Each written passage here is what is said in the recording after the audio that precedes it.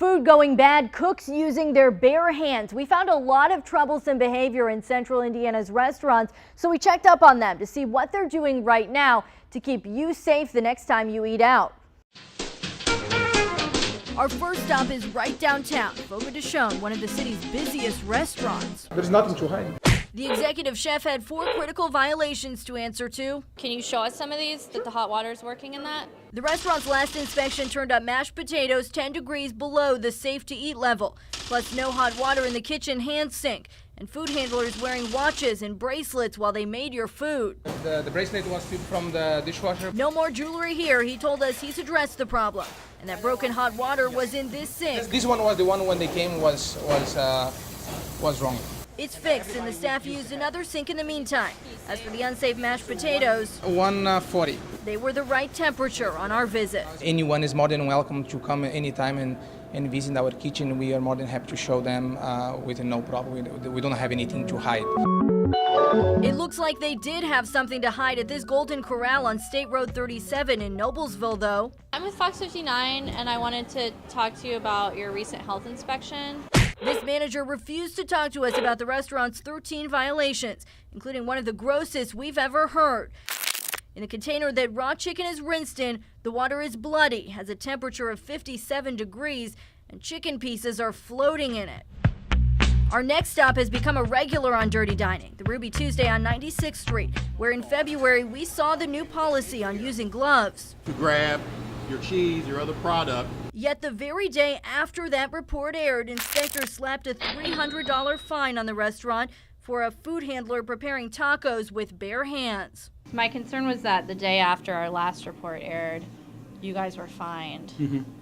And we had to let go of somebody for that. You did? Yes, we had to. Next on our list, the Indianapolis Colts Grill downtown. We just wanted to talk about your recent health inspections and if you've made fixes to some of the things that they had talked to you about. To the one thing, I can take you guys to show you. The executive chef actually had 13 critical violations to talk to us about, but it was far from a quick visit. We thought we were headed to the kitchen. Actually, I got to make a phone call. But not so fast. He made us talk to the owner. Another 30 minutes later, we went back. We wanted to know about cooked chicken found sitting at room temperature, soiled cutting boards, and unapproved gnat traps at the bar. They were hanging like right in here, like just on the ledge. He says the traps were precautionary and a previous inspector signed off on them.